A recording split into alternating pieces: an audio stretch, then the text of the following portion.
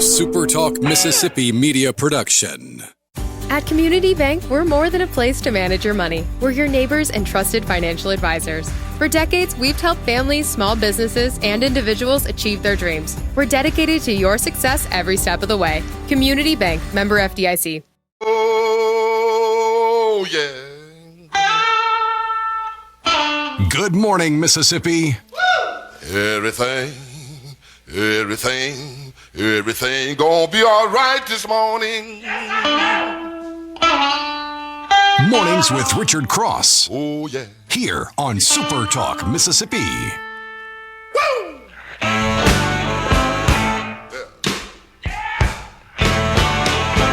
Now, when I was a young boy, at the age of 5, my mother said I was gonna be the greatest man alive. But now I'm a man. Hello, good morning. Wednesday morning, middle of the week, October 22nd. This is Mornings with Richard Cross. Thanks for being with us. Thanks for flipping on the dial or having it preset or opening up the app and punching it up to join in and be part of the conversation. Genuinely mean that. Wherever you're listening, however you're listening, thanks for choosing to start your day, at least in part, with us. And us is me, Richard Cross, and Lance Tolbert, the one and only. The plurality here, yeah. I'm over here, 48 degrees, feeling good, man. It's nice this morning. We welcomed with a good hump day, 48. No doubt. And beautiful, too. And then getting into the mid-upper 70s in the afternoon, and then it falls quickly once it gets dark in the evenings. So, pretty good time to be alive. I haven't heard an update on the Young Bucks football, and it's football season, and I know Obi's been I'd love an update. It's Wednesday. I think that's appropriate. Well, last Thursday, I mean, any day's appropriate. You ask about my kids, I'll tell you about it. Last Thursday was his last ball game, and it was a good first year. It was a really good first year. As long as he had fun doing it, man. I mean, that's the trick there. I don't know record-wise. They finished 4-3, 3-3, something. They played 6 or 7 games, but it was a really, really good season. Like the coaching staff that they've got, like the way that they're working with the kids. It's really cool to see them grow. You and I talked about this. This was my son's first ever organized football. A lot of backyard football, got some flag football, first time putting on the pads. And 7th grade was the first time I ever played football. And I have very fond memories of that season, and I think that I have pretty fond memories of his as well. When your first season, I remember mine. We were the Dolphins. It was flag football, and we had like the cheerleaders and everything, and it, he had all the pomp and circumstance of football going on, and it was just growing up with my dad was a football player, grandfather was. It was almost like natural, but it was nothing like transitioning from the yard to an actual field and organized sport. And, it was unique and different. Yeah. And I remember it like it was yesterday. Played many games after that. I don't know if I remember all of those, but you probably don't want to remember all of them. But, man, I can tell you that first experience is so poignant and stuck in my mind. Yeah, the transition from playground football to pads is, I remember getting my first pair of cleats. They were spot built. They were black, and they had the orange knobby bottom on it. It was like 8 knobs, and it was like hard plastic. I had the old school Nike Sharks, like the big, tall high tops. Yeah. I slept with them for a week. I slept in them for a week in the bed. I couldn't take them off. So my journey was, we moved to Oxford when I was in 2nd grade. I went to school at Lafayette from 2nd grade through the end of 8th grade. My family moved, I guess it was the summer after my 8th grade year, or maybe earlier in that year, and so for high school, I was at Oxford. But that first 7th grade football practice, and it was during the day, right? I mean, it was a class period. Yeah. And so everybody goes out of the school, trundles down to the locker room, and you the first week they're issuing pads and helmets and whatever. Jimmy Murphy was the He was the junior high head coach, Coach Murph. And man, that first day, they were like, you go to your position group, and everybody was kind of trying to figure out what. And I think there were 7 quarterbacks. And you want to talk about, they kind of let everybody play the position that they wanted to, at least initially. You don't talk about not feeling like you're getting a lot of reps. It's like 7, yeah. You're going through a drill with 20 dive, learning how to hand off to the fullback after you take a snap, and once out of every 7 reps, you get a chance to hand it off. But I remember those days. That was always fun. Going, you were hoping somebody was watching. With all the. Yeah. It's like, was there a coach watching this? I know I pitched it on the option perfectly here, and look, I mean, we got to throw it eventually, but I mean, there were like 2 passes, right? There was not many. There was a hitch route, there was a little tight end hot pass, and something else. But it was, I mean, I'll forever, I think, remember that footwork. Your dive plays, you open to the side that the run was going.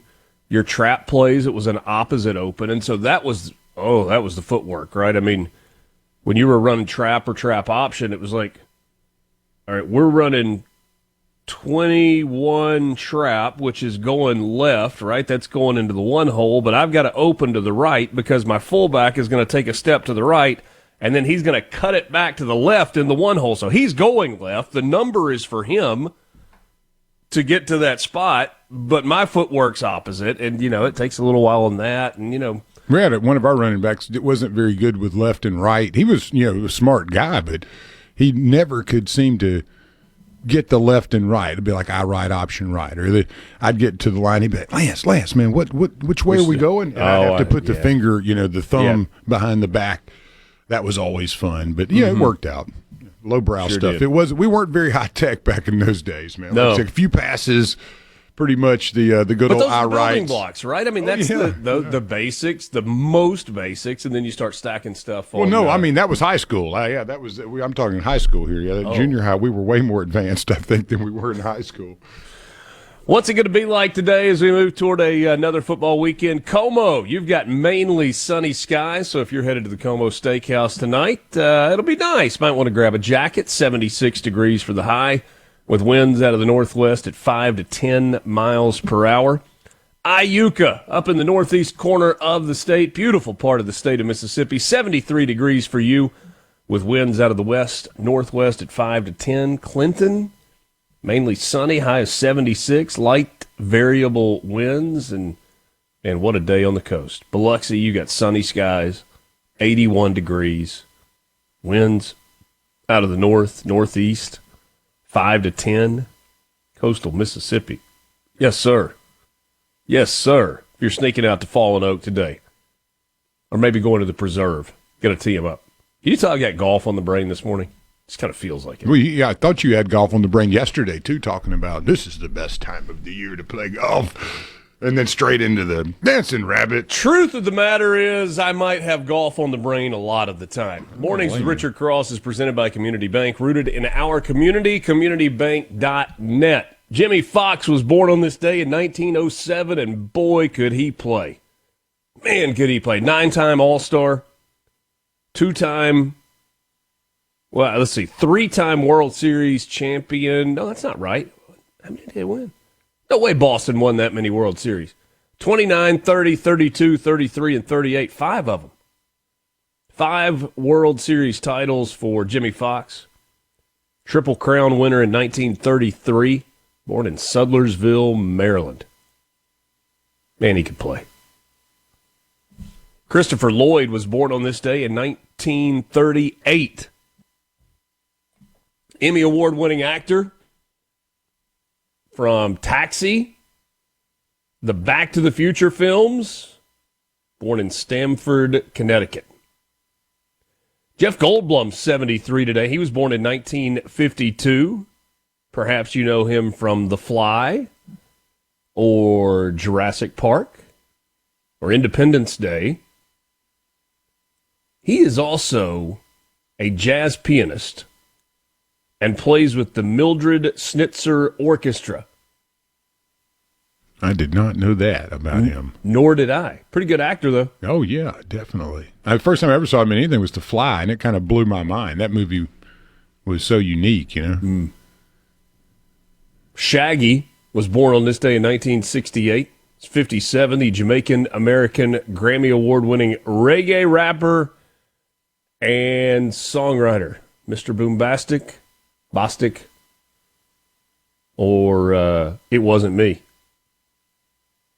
Wasn't me. Ichiro is 52. He was born in 1973, the right fielder from Japan. 2001 American League MVP. Decade-long All-Star. Greatest Japanese-American, Japanese / coming to play an American baseball player of all time. At least for now. Yeah, Actually, he's probably not even the best anymore all time. His numbers are off the charts. He's a Hall of Famer, all of those things. I suppose he has been passed by Mr. Ohtani. Shohei Ohtani's doing things you're not supposed to be able to do on a baseball field. We'll hit some things that happened on this day. We got news headlines, we got sports headlines, and a whole lot more. Just getting started. Mornings with Richard Cross, Super Talk, Mississippi. Thanks for starting your day with us.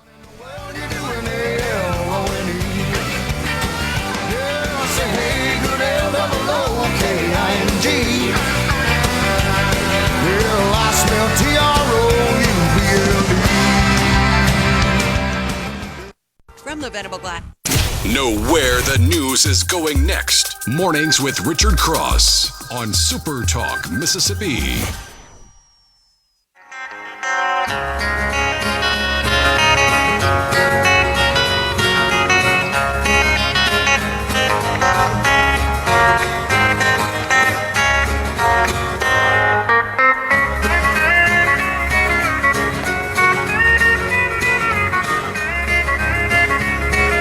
Great to be with you. Thanks for joining us. C-Spire text line is open at 601-879-4395. 601-879-4395. I should say that I completely misread the Jimmy Fox accolades. He was a two-time World Series champion, won both of those titles with the Philadelphia Athletics. Went on to play for the Red Sox, the Cubs, and the Phillies, a 9-time All-Star. He was a 3-time MVP in the American League. Did that in 32, 33, and 38. So if you are a Jimmy Fox historian and you're like, oh, Richard, you got all that wrong. You're right, I did, but fixed it. So now we're all on the same page. Sam Houston was inaugurated as the first elected president of the Republic of Texas on this day in 1836. It was like a pretty big deal. Yeah, back then, that was a whole country, you know. Some people say it still is. More or less. 1879, Thomas Edison perfected the carbonized cotton filament light bulb. Significant progress, Tom. Thanks. 1883, New York's original Metropolitan Opera House has its grand opening with the performance of Charles Gounod's opera Faust. Henry Ford became president of Ford Motor Company on this day in 1906. I don't think I knew this story. 1926. A boxer named J. Gordon Whitehead sucker punched magician Harry Houdini in the stomach. This happened in a dressing room at the Princess Theater in Montreal.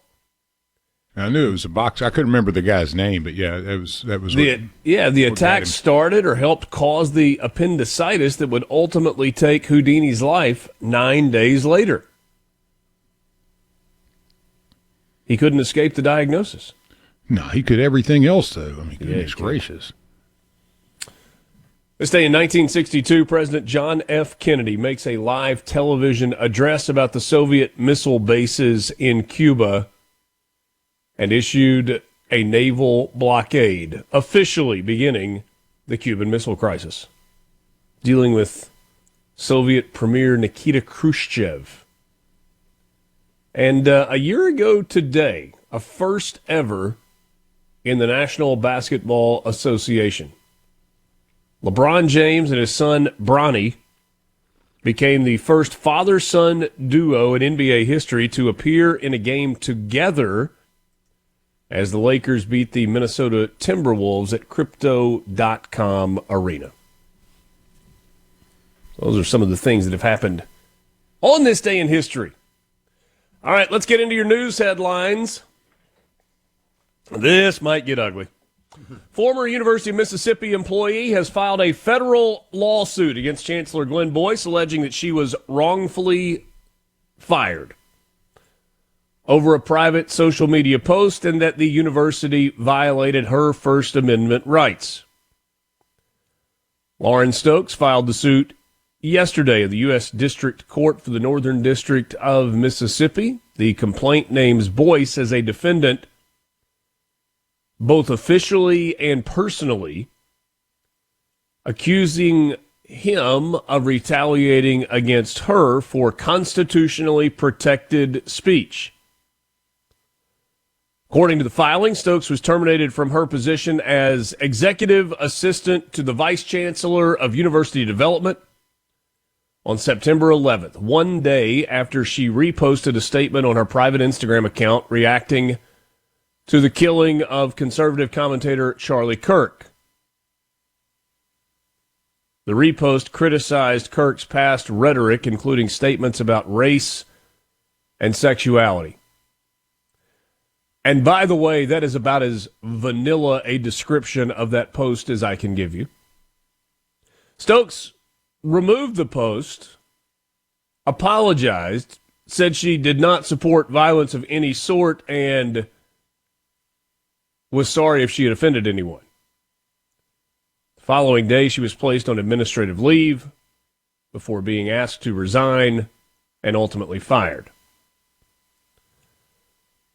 The lawsuit contends that as a public university, Ole Miss cannot terminate employees for expressing personal opinions on matters of public concern.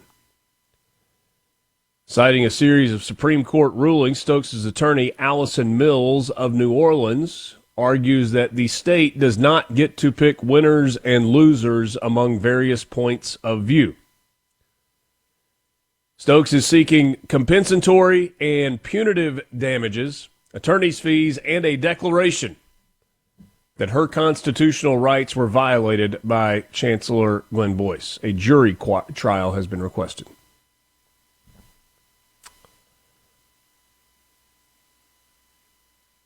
Was kind of hoping that this would just quietly go away. Yeah.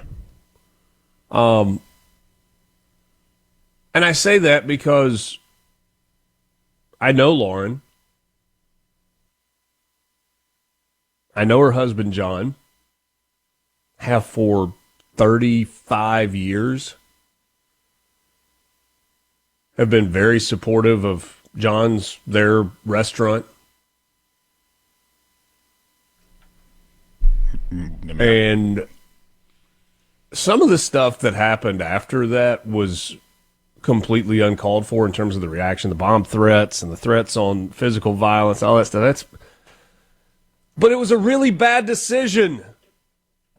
And yes, you have free speech. You didn't go to jail. You weren't persecuted for what you said. You don't have freedom from consequence for your actions. But perhaps a judge or a jury is going to be the one that says ultimately yes or no on that determination. I worked for the foundation years ago, and also for the for the Alumni Association in Pharmacy. That's who I raised money for. Mm-hmm.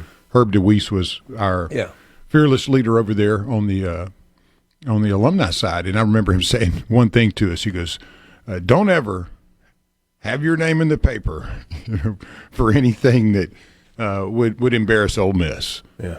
ever. And that was just the way it was. And so I worked in that capacity and totally understand. I mean, it's a role where you're dealing with a lot of important people, and everyone's important, whether they give a lot of money or just graduated with some kind of liberal arts degree. So I think it's one of those positions where you're so front and center to the university, and you're kind of like, rolling out the red carpet for it everywhere you go. So, right, wrong idea to make statements. And on the other side, you also had an overreaction that was focused on a business and all that, which shouldn't have happened. So CC reminds us, he says, and in this country, you have the right to sue anyone for basically anything, and you can see what happens. And he's right. Yeah. And so here we go. Oxford-Lafayette County Economic Development Foundation CEO Ryan Miller is one of 4 new members on the Innovate Mississippi Board of Directors. He is joined, in terms of new board members, by Jamie Miller, President and CEO of the Gulf Coast Business Council, Rebecca Staples, founder and president of Free State Strategies, and Dr. Timothy Lampkin, founder and CEO of Higher Purpose Hub. Innovate Mississippi is a nonprofit organization based in Jackson that aims to strengthen entrepreneurship and build the technology-driven startup ecosystem throughout the entire state of Mississippi. Each brings a unique blend of experience in economic development, public policy, regional know-how, and community innovation to support the overall mission of the organization of growing Mississippi's innovation economy. A former precious metals dealer will pay $51 million in restitution to Mississippi victims of a major fraud scheme. Attorney General Lynn Fitch, Secretary of State Michael Watson jointly announced that California-based Safeguard Metals LLC and its owner Jeffrey Santullin, also known as Jeffrey Icahn, also known as Jeffrey Hill, will pay out the 8-figure sum for defrauding investors across the country. The announcement by the 2 Mississippi elected officials was made in partnership with the U.S. Commodity Futures Trading Commission and 29 other states. 6 victims in Mississippi lost nearly $892,000. It was convincing people to liquidate their retirement to buy overpriced precious metals and coins, violations of both federal and state commodities and securities laws. A judge said, "You were wrong, and you have to pay up." Mornings of Richard Cross. We're back with you after this. No filibuster. Just everything you need to know to start your day smarter. Mornings with Richard Cross on SuperTalk, Mississippi. He gets off on country music, cause disco left him cold. And he's got young friends and a new way, There we go. but he's just too friggin' old. And he dreams at night of Woodstock and the day John Lennon died. How the music made him happy and the silence made him cry. C-Spire text line is open to you, 601-879-4395. C-Spire, inspired by you. The Mississippi Department of Employment Security has secured a nearly $6 million grant to boost shipbuilding skills training initiatives. Mr. Lewis and I are going to build ships together. Great big ships. Funding came as part of an overarching $86 million industry-driven... Is that how Donald Trump said industry? Isn't that what he says instead of industry? Industry-driven skills training fund grant. Anyway, Mississippi's going to use the grant exclusively for shipbuilding, expanding training programs for major employers like Ingalls, Bollinger, and United States Marine, while collectively employing, or those 3 companies collectively employ tens of thousands. Local officials say this investment comes at a critical time as the companies anticipate a need to fill 2,500 new positions annually, while also addressing turnover and upskilling. I don't know if you've ever hired anybody before. Sometimes it's easy. 2,500. Sometimes it's hard. You're trying to find the right person. You're trying to find the right fit. You're worried about work ethic and honesty and all of those things. Like I watched my wife hire employees. And it's like you want to get it just right. What's it like when you got to hire 2,500 of them? Man, I had to hire like 15 at one time, and that was wore me out. That was the hardest job I've ever done, hiring 15 people at one time. Mississippi has secured yet another major economic development project. The Vicksburg-Warren Economic Development Partnership team announced yesterday that Entergy will construct a $1.2 billion advanced power plant on the grounds of the former Baxter Wilson Station on Kemp Bottom Road. Power plant will be a 754-megawatt combined cycle combustion turbine facility. Going to be built over the next several years, 560 construction jobs, 21 operations employment opportunities. New plan is part of Entergy's Superpower Mississippi campaign. It's the biggest grid update in Entergy history.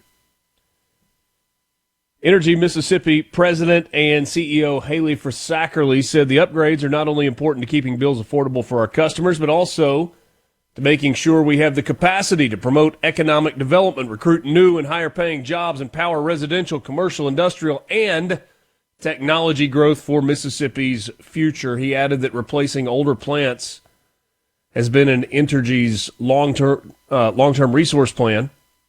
Believes the company is capitalizing on economic growth occurring in Mississippi and using that momentum to provide more reliable power to customers, but at a lower rate. If you're a power company like Entergy, you want to be really sure that there's a need if you were going to spend over $1 billion on a power plant and grid update. But if there is a need, this feels like an unguarded layup, doesn't it? You build the plant. We've got all of these big projects that need all kinds of juice coming online. I'm not saying it's a no-risk deal, but man, this seems like a wise decision for Entergy. Finally, the grandson.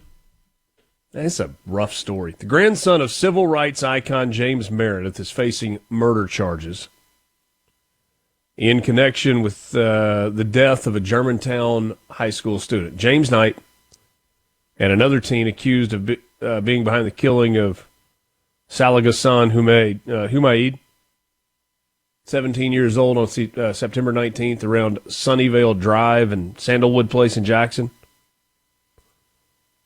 Area that's got an elementary school and an outdoor soccer complex and an indoor basketball center. Anyway, Knight had reportedly been texting Humaid with purchasing vapes containing THC from the former Germantown student. Two suspects are accused of robbing and fatally shooting the young man while Knight was arrested. Multiple vapes containing THC were discovered in his bedroom. James Knight's family vouched that they had such strong ties to the area that he would not be a flight risk. However, bond was denied.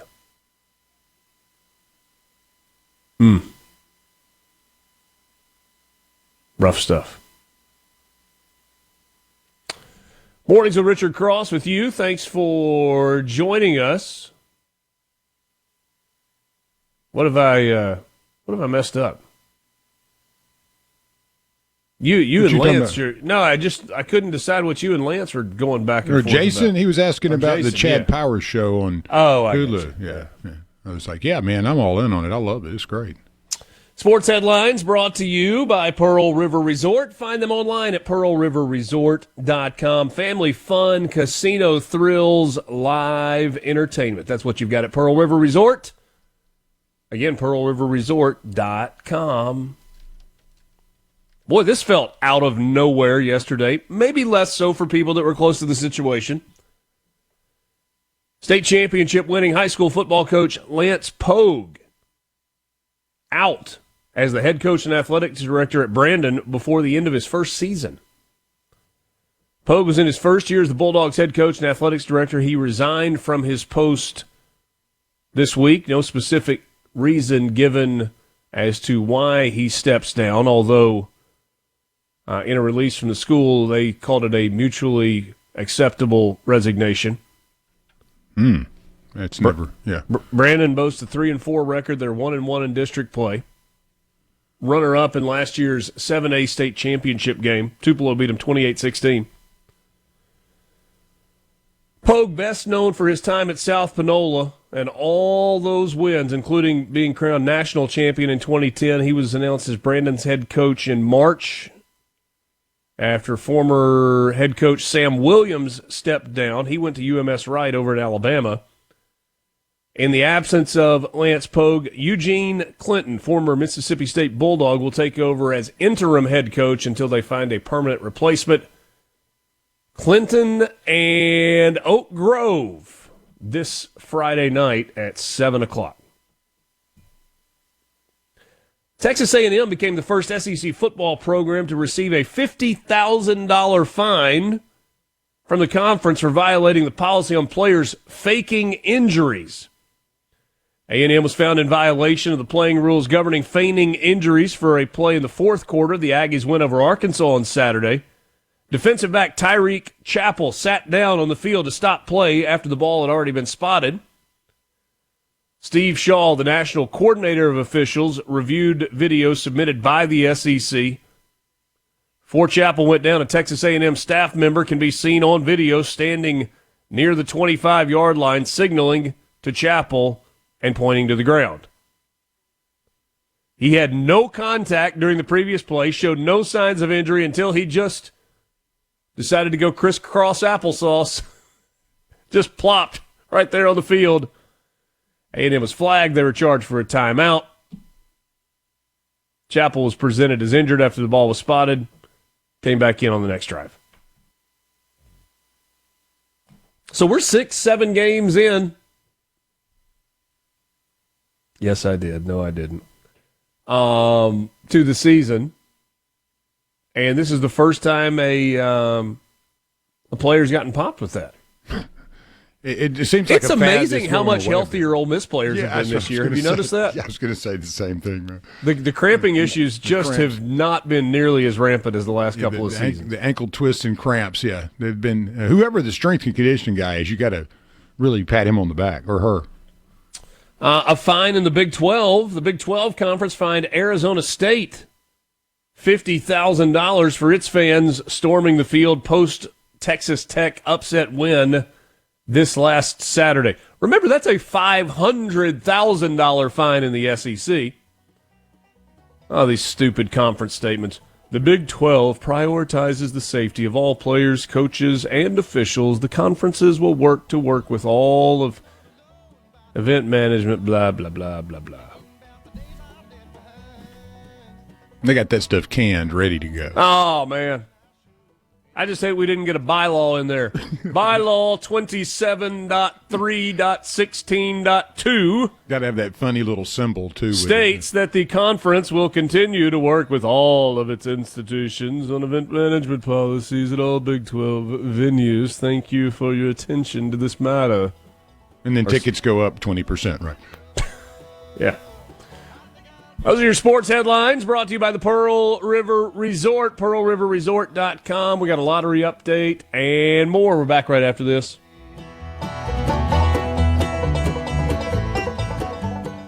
From the Venable. Pour yourself a cup of coffee and get the Magnolia State's most important news of the day. Mornings with Richard Cross on SuperTalk, Mississippi.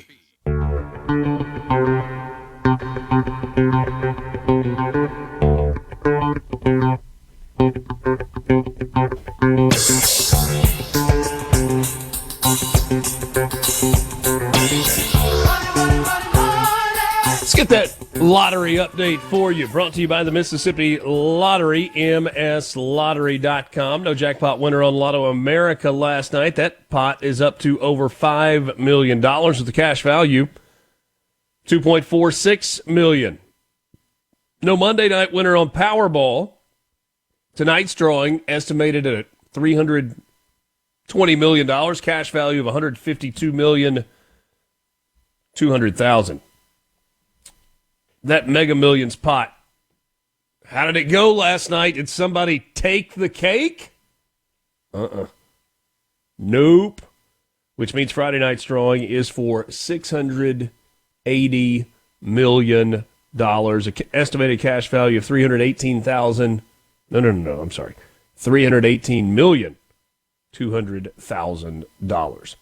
It's your Mississippi Lottery update. Find all the numbers, all your winners online at mslottery.com. That's mslottery.com. Told you last week, if you weren't aware, this is that time of year where if you are a college football sicko, you love life because there's a game on every single day. So you get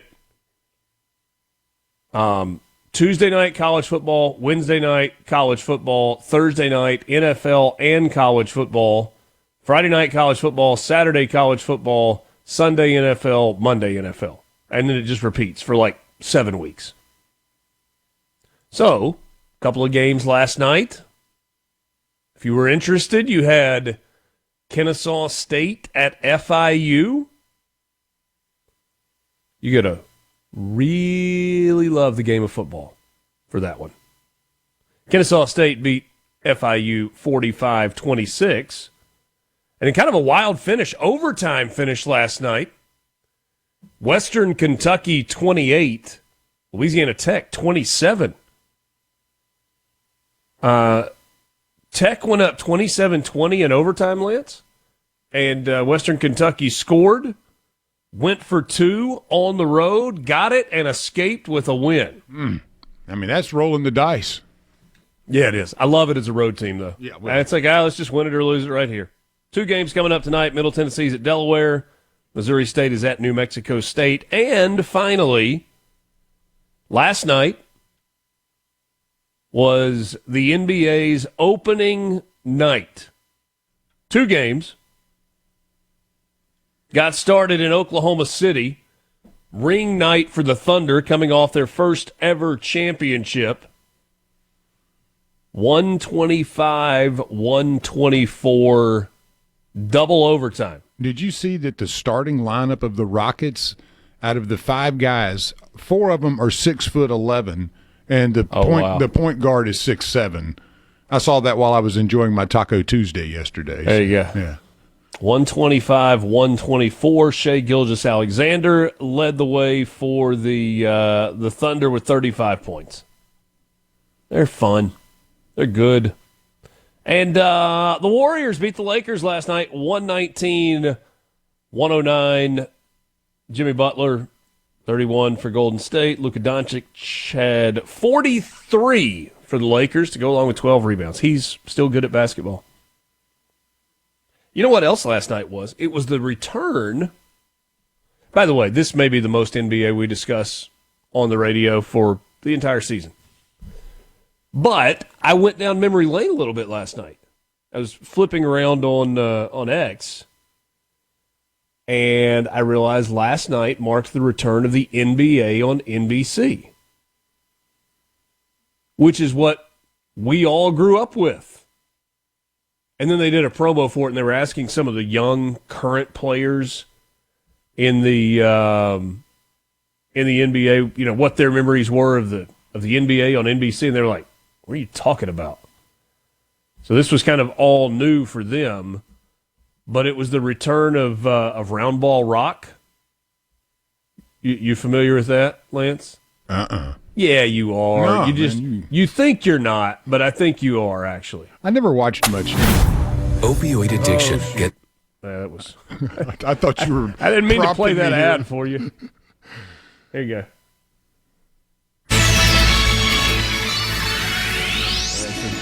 It's the NBA on NBC. Here you go. This is the NBA on NBC. You don't recognize that music? Oh, John yeah, Tesh song? I get that. I just don't remember Round Ball Rock, though. That's just the name of the song. I got you. Yeah, well, I know that. Yeah. That was my childhood, you know? Yes, that's what I was saying. This is like Jordan and Magic and Patrick Ewing and John Starks and Alonzo Mourning and... I watched a good bit back in those days, you know. Yeah. It was on TV. You know, we had like I love 4 that. channels. Somebody said, is Pro Stars on Saturday morning coming back too? That was so good. What was it? It was Gretzky and Bo Jackson and was it Jordan? Anyway. All right, we just Jordan was in that, yeah. All right. Thanks for being with us. Mornings with Richard Cross, 1 hour in the books, 7 o'clock hour coming up. Back right after the news.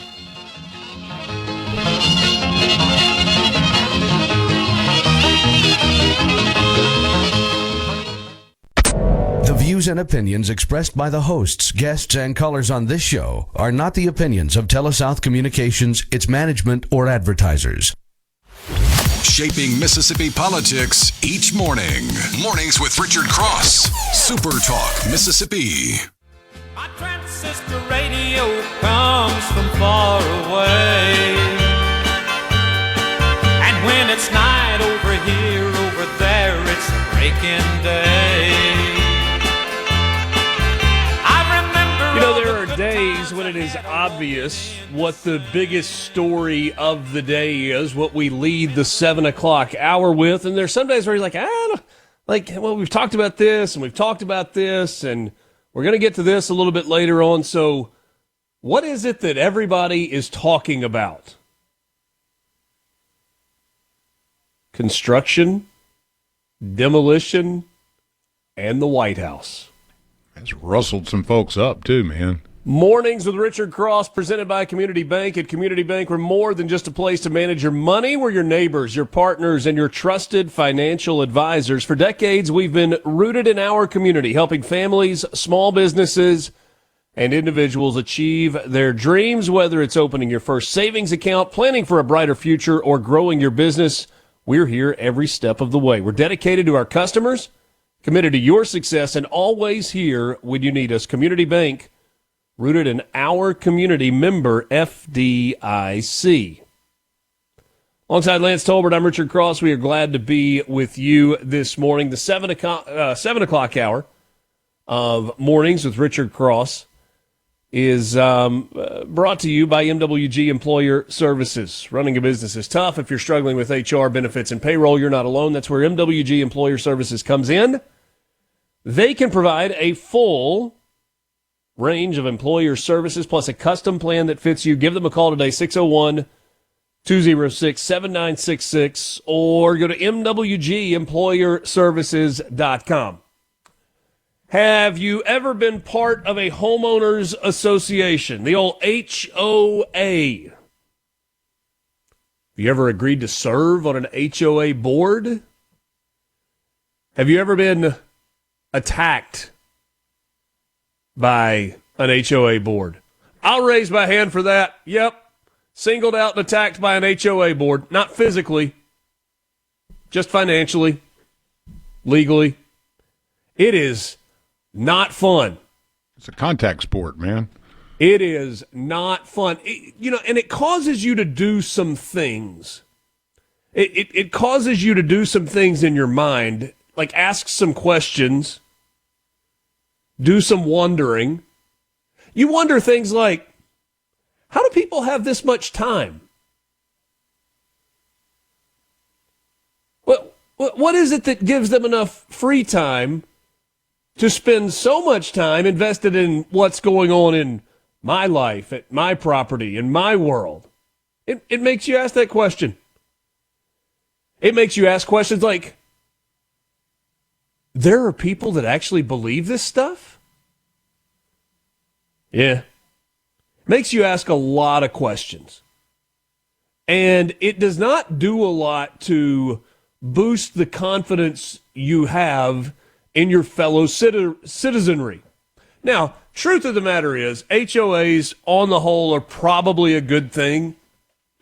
They protect the value of your property. They make sure that the neighborhood is running the way that it's supposed to. And for those of you that are willing to serve on an HOA, bless you, I hope you're a voice of reason. But reading X last night felt like this great big Democrat HOA that thought the White House was under its purview. And the double standard, the hypocrisy, in some cases the irony that goes along with some of the comments about the construction of a ballroom on the east side of the White House is incredible. The wrecking of part of the White House's East Wing to make way for President Trump's ballroom is striking a nerve with his critics, which, by the way, we know at this point, if you are a critic of Donald Trump, it doesn't matter what he does. Like, his breathing strikes a nerve with you, and therefore he is using more than his fair share of oxygen and is producing too much carbon dioxide. His critics see it as an overhaul of a historic building for a gaudy personal project. What caused this to spin out of control? Images of an excavator tearing off the side of a building.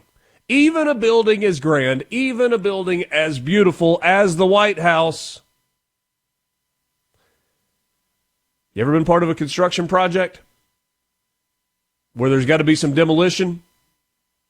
The early stages of demolition fit the bill of it's got to get bad before it gets better. Now, you can even get to a point in demolition where after everything's kind of cleaned up and straightened up and all the jagged edges are smoothed out, where you're like, oh, I can see where this is headed. But the early stages of demolition, like when the fence is going up and the excavator first grabs and pulls out a chunk of brick and concrete and insulation and drywall and, splintered 2x4s, it looks ugly. Oh, but it's not just what he's doing at the White House. It's what he did with the Rose Garden. Have you seen how much they've used the Rose Garden in the last 2 months since the pavers have been put out? It's the installation of flagpoles. So incredibly offensive to see those big American flags flying on both the north and south sides of the White House. Just drives me bonkers. He took over the Kennedy Center, as he is wont to do. People are just mad about that because they are. But the ballroom project seems to have struck a particular nerve. Oh, man, I love that Gavin. Here's the thing. The responses from some of these are just outstanding. Just outstanding. Like when Gavin Newsom joins this conversation about the ballroom, and he says, President Trump literally destroying ripping apart the White House just like he's ripping apart the Constitution. That was the tweet from Gavin Newsom. Mind you, this is a $250 million project that is being funded through private donations, some of which have come from Trump himself, and is of no cost to the taxpayer. While Gavin Newsom oversees a project at the California State Capitol that is a $1.1 billion California taxpayer-funded expansion at a cost that is already double. Okay, so there's that. But, Trump is the first president to ever do this, right? No president ever before has said, the White House really needs some updates. We need to do something different. I want to make this more the way I want it for the time that I'm here. Or have they?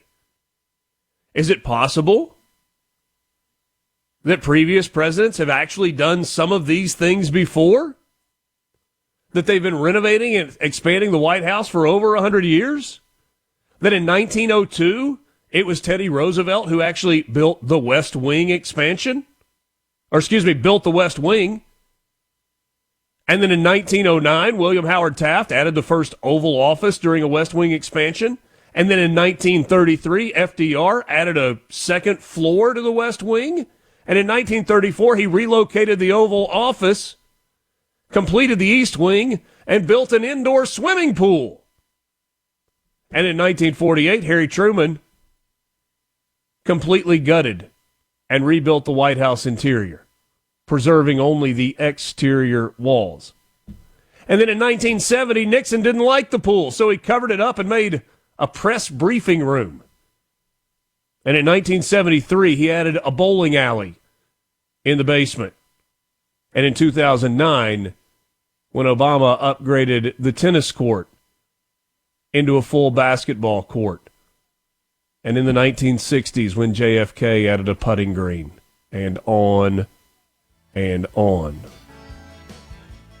The difference in this and those, this one's being funded privately instead of being funded by you and me and us. But Donald Trump's doing it, so by golly. By the way, I was not aware that the United States of America had been holding big state dinners under tents. Now, I'm sure they were nice. I mean, lots of nice parties happen under tents. Yeah, Muammar Gaddafi lived in a tent. So, but did you see when the United States went to England, where they had the state dinner?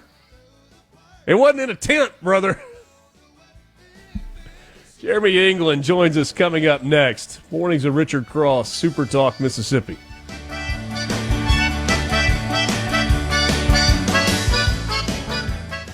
From the Venable Glass. Mornings with Richard Cross, here on Super Talk, Mississippi.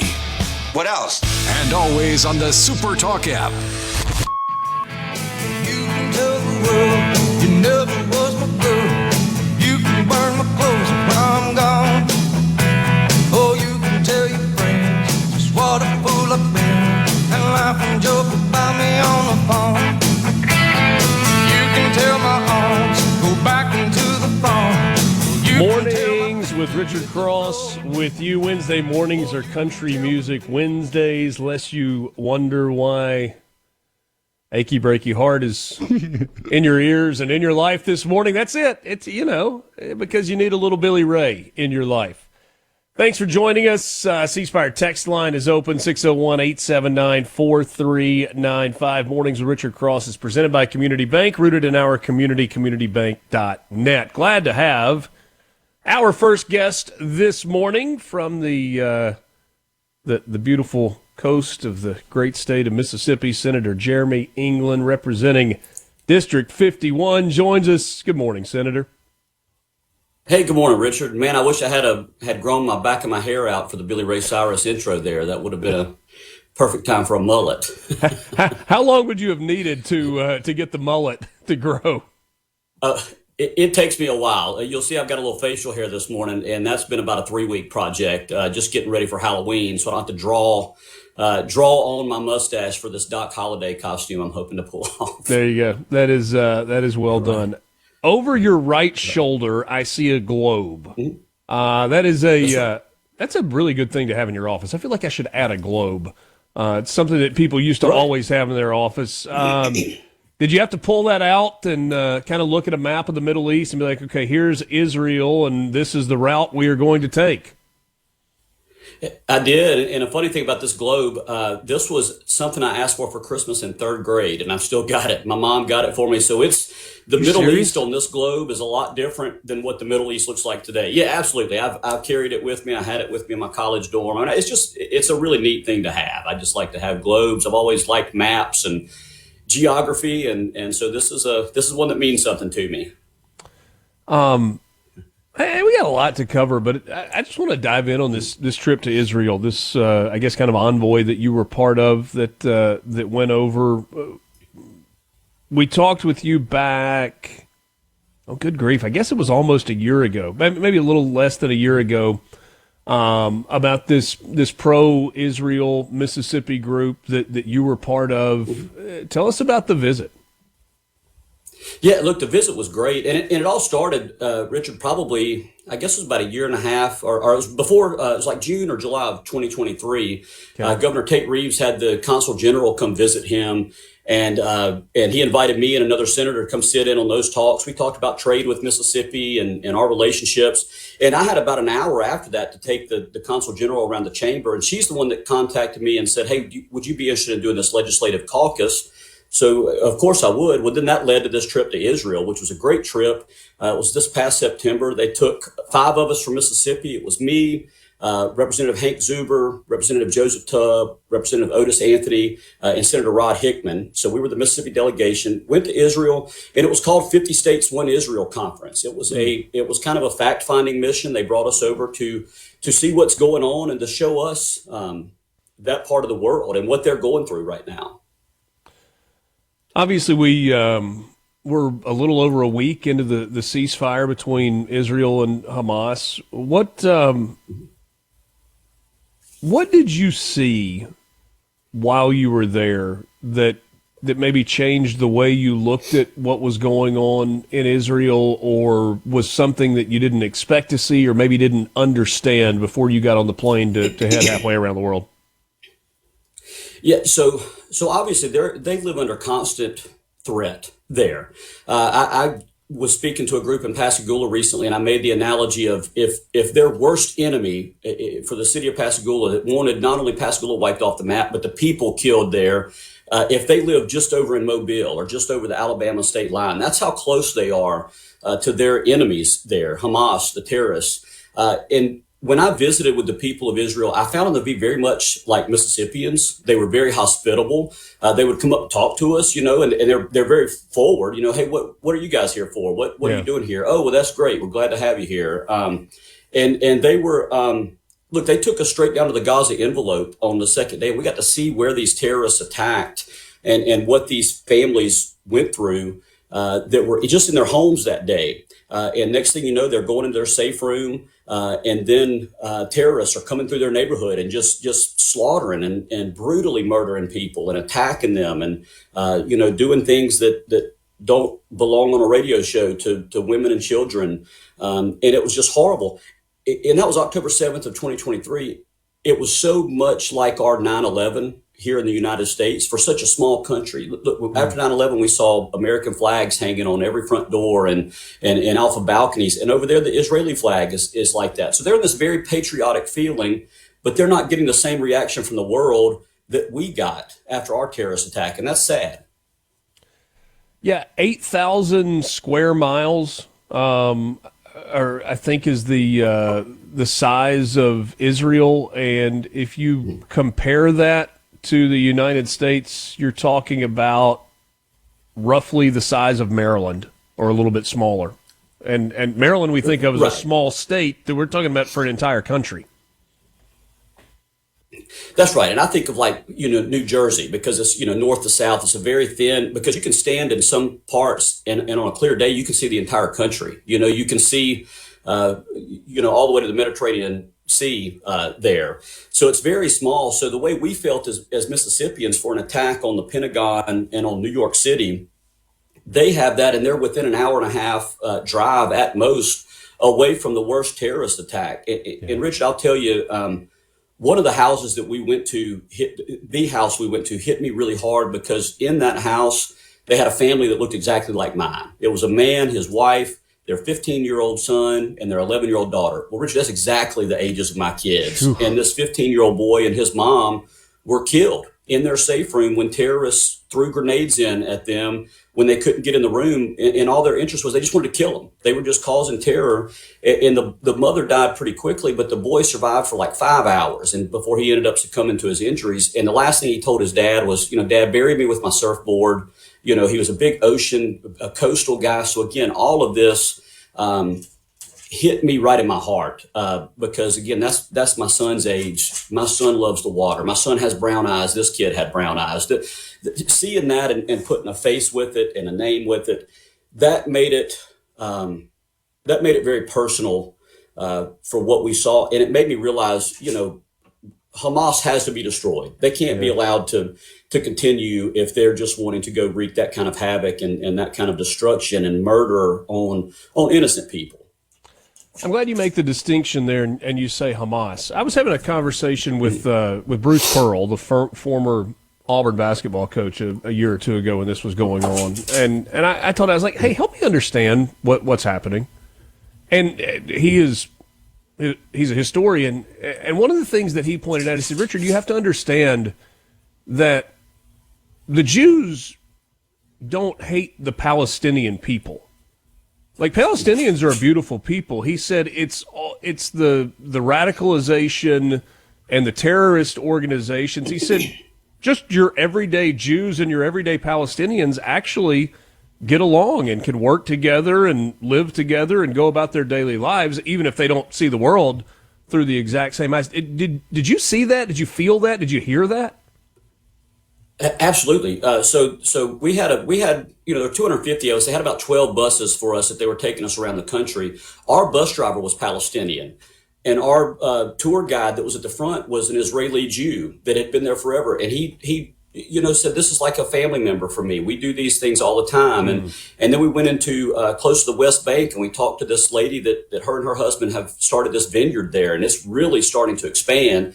And they bring Palestinians into work, and so they get along with them. And one of the ladies in the community, one of the victims of the terrorist attack in the community of Barry, which is where we visited, she and two other ladies in that community would drive into Gaza and pick up people that needed specialty type hospital service that they knew they could get in, like Jerusalem. She was a humanitarian. She would go down and pick up Palestinians and drive them to the hospital so that they could get treatment, and then drive them back. And she did this out of the goodness of her heart. She was, I forget her name, but she was a Canadian-born Jew that had moved to Israel.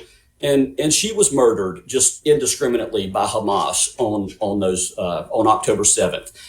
So yes, they get along with them. And the common message that we heard over there, Richard, was if Hamas will surrender and if they'll release our hostages, we don't have to keep fighting, because they don't like what's going on over there. I mean, that's not any good for them. They've got their sons and daughters fighting in the IDF in Gaza. So it really is a focus on Hamas, a terrorist group that has entrenched themselves under schools and hospitals and within the communities of Gaza. And that's why you're seeing so many victims of this war. And it's by design by Hamas, because they know that the outcry from the global world is going to be, hey, y'all got to stop this. Innocent people are dying.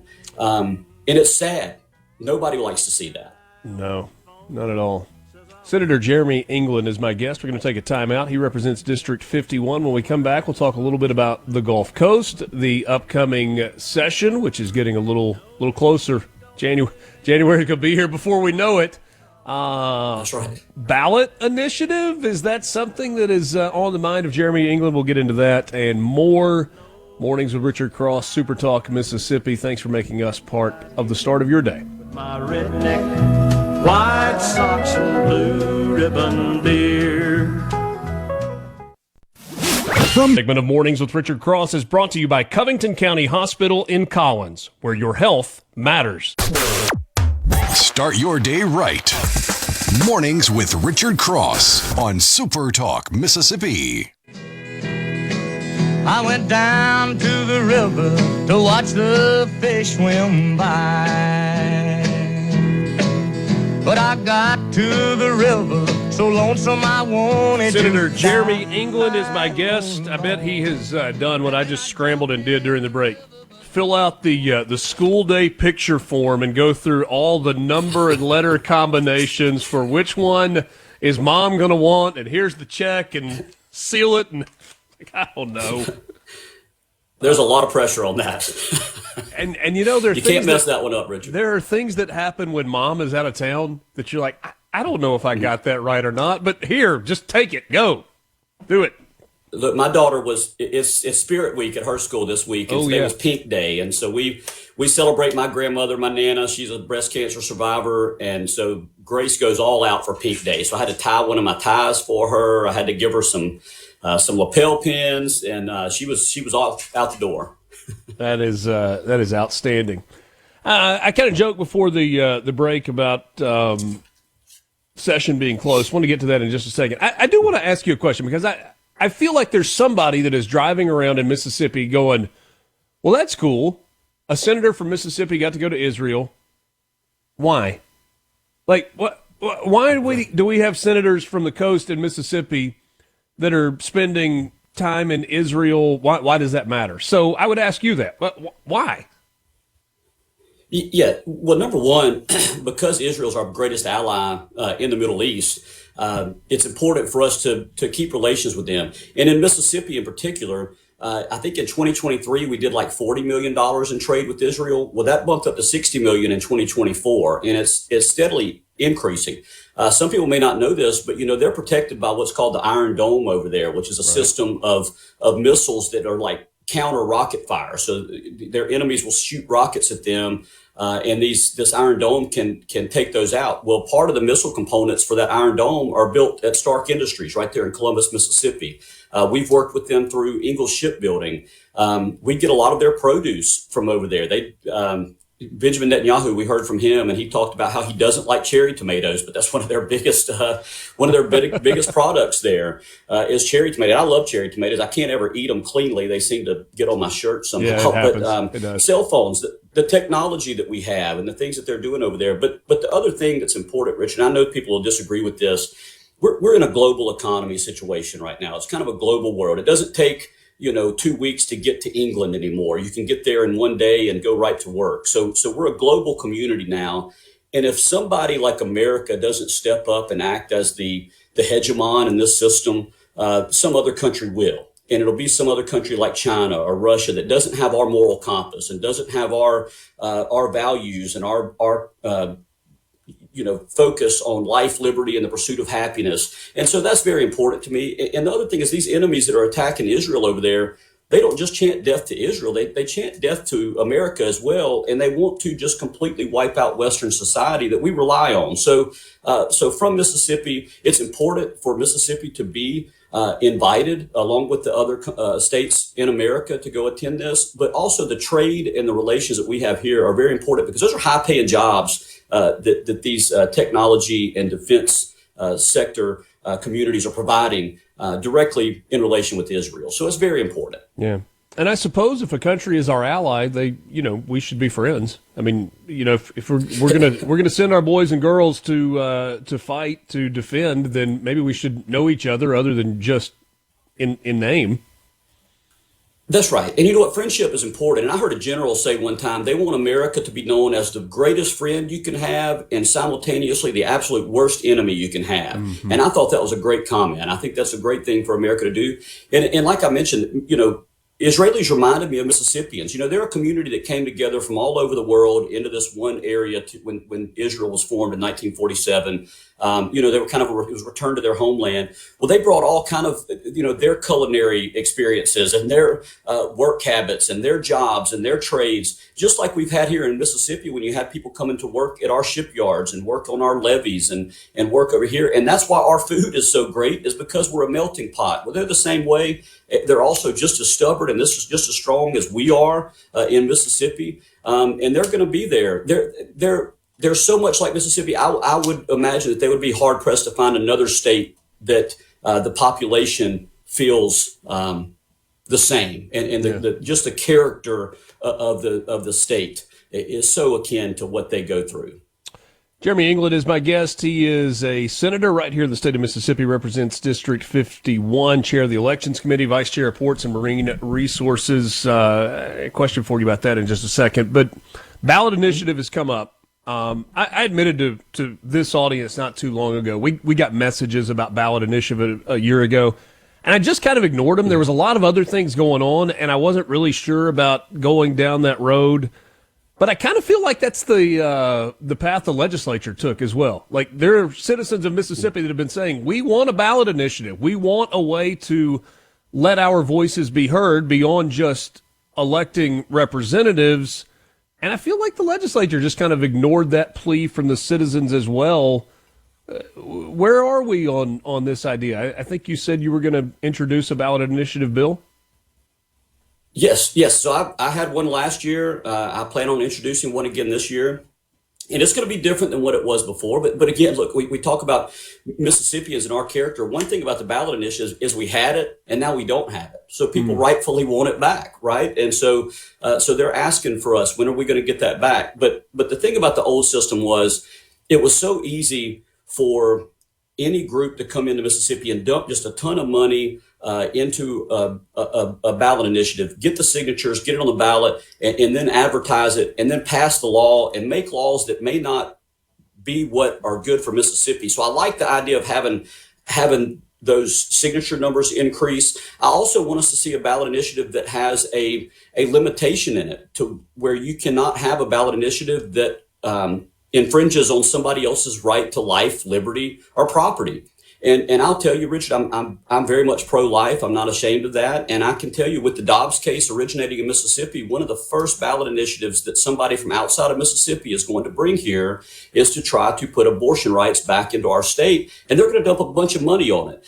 And that's a controversial issue. I know that some like it. Yeah, right. I mean, they will spend every last dime they have, because to change it in Mississippi, where we originated the Dobbs case, would mean so much to them. So I think people would understand when I say we've got to be careful. We've got to make sure that we're limiting how that process is set up. At the same time, yes, the legislature, it moves slow on purpose. But sometimes it's easy for us to ignore things. Well, you can't ignore it when you get that many signatures and put it on there. So even unsuccessful ballot initiatives get our attention. So that's why I think it's important for the system to be there, to give the people the right to go do that, to petition their government to do things. I hope that we see it in a system where it puts, if a successful ballot initiative passes, it goes into statute rather than into the Constitution. To me, the Constitution is a framework that should say how we should work. It shouldn't put stuff that would ordinarily fall into statutes into our Constitution. And then the legislature should have the right to go change that after 1 or 2 years after that. Now, we would do it to our own detriment. You know, we've got to face the voters every 4 years. So if it's something people want and we go change it, we're going to have to answer to that. But I think that's important, because sometimes ballot initiatives, just like regular laws, Richard, mistakes get in there, unintended they need to be consequences tweaked. are found out in there, and we need to tweak them. That's absolutely right. Yeah. Yeah, that's right. What will so the signature threshold will change? What are you ready to kind of lay out exactly what that process is going to look like? I'm still looking at that. And look, what I look at when I try to figure that, I don't want it to be impossible. Okay. And that's one thing I want to stress, because it would be easy to say, you know, you've got to go collect 200,000 signatures. Well, Richard, realistically, if you need 200,000 signatures, you probably need closer to 500,000 signatures, because a lot of those are going to be thrown out. They're going to be challenged. So getting 500,000 signatures would be impossible. I also want to see it. I do want to find some way to where the signatures come from various parts of the states, that one community can't do it, because in places like Ohio, where they have a ballot initiative, and in other places, you see the college towns kind of being the central focus for these ballot initiatives. And a lot of times, you know, your academic community and your college kids aren't the ones you want to be submitting these laws and passing these things and putting them on the ballot. So when you gather your signatures from all across the state, you get more of a representative ballot initiative. And that's the same thing that we have to do. You know, if I want to pass a bill, I can't just go and talk to my coastal legislators, my fellow coastal legislators. I've got to talk to the rest of the state and convince them why a law is good for the entire state. So that's important as well. Yeah. Interesting stuff. And we'll talk more about this certainly as we get closer to the session. We don't have time to go into it, but the grant for the coast for more training for shipbuilding jobs, we got that news yesterday, nearly $6 million, 2,500 new jobs, a lot of great stuff happening. That's right. I'm proud to represent this. Look, District 51 is full of some of the hardest working people in the state. Always been shipbuilders. My wife works at Ingalls Shipbuilding. Everybody in my family, since we've moved to the coast, somebody has worked at Ingalls Shipbuilding. So a big shipbuilding community here, and I love it. Senator Jeremy England, thanks so much for your time. Enjoyed the visit. Absolutely. Thank you, Richard. You have a great day, and thanks for having me on. We'll talk again soon. Mornings with Richard Cross, Super Talk, Mississippi. Jeremy England. Covered a lot of ground there. Interesting stuff on the visit to Israel and the ballot initiative as well. Quick time out. We're back with you. It's Mornings with Richard Cross. We'll wrap up the 7 o'clock hour next.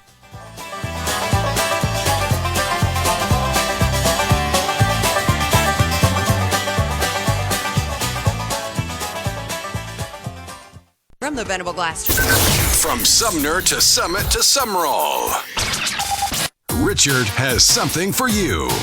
Mornings with Richard Cross on Super Talk, Mississippi.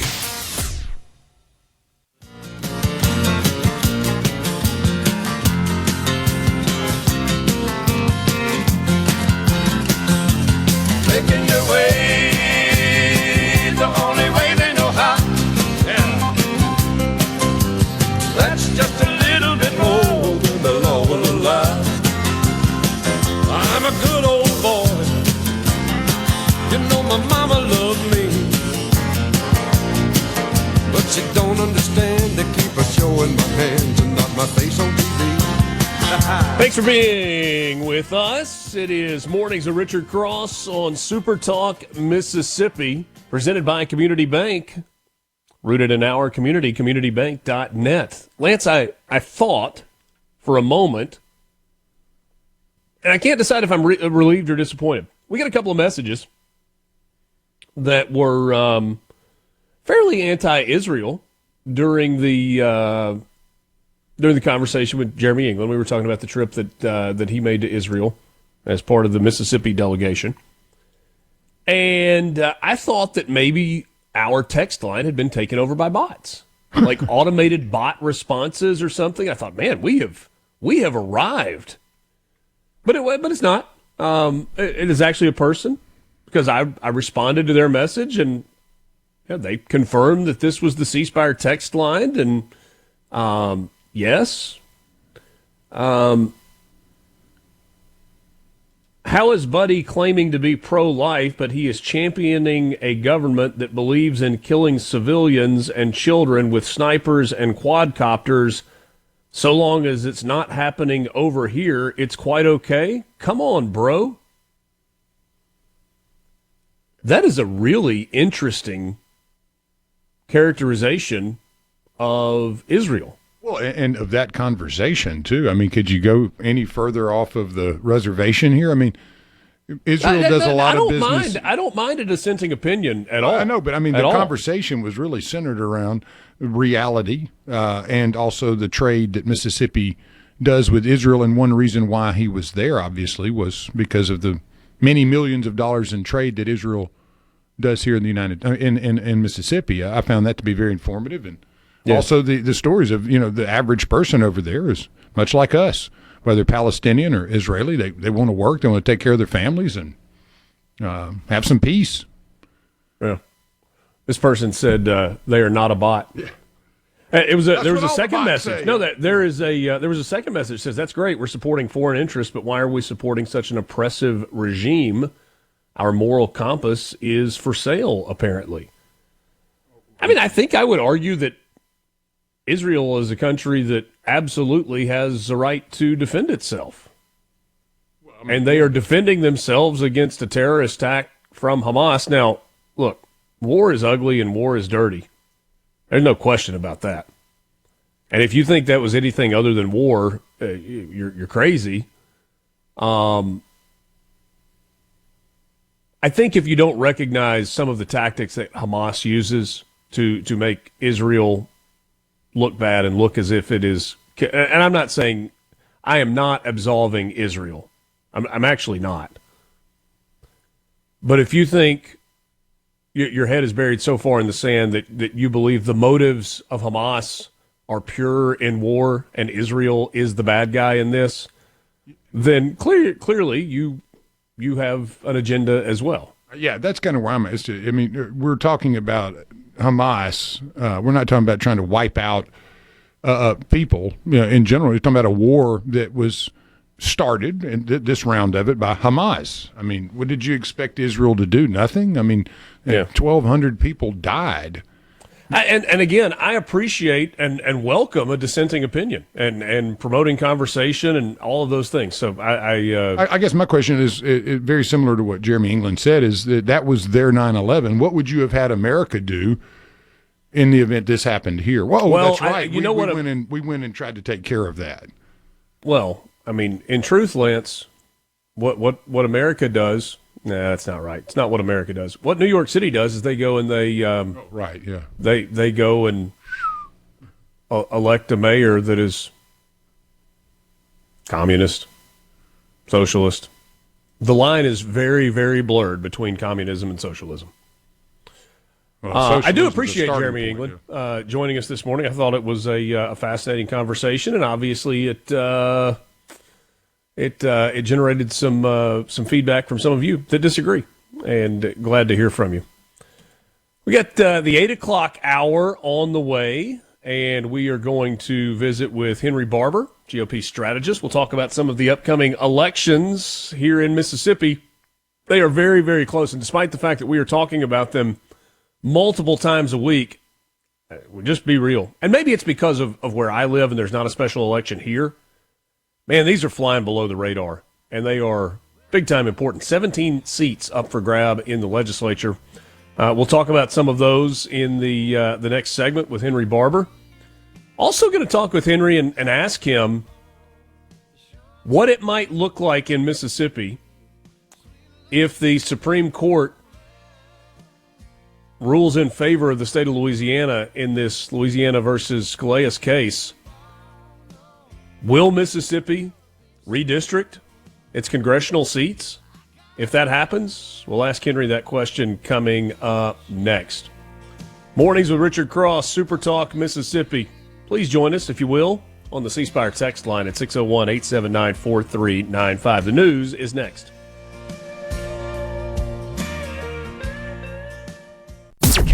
Morning, partner. The sun is up, the coffee is on, and you're starting your day right. Mornings with Richard Cross, here on SuperTalk Mississippi. Hey, pretty baby, are you ready for me? Yeah, it's your good rockin' daddy down from Tennessee. I'm just that Austin bound for San Antonio with the radio blasting and the bird dog on.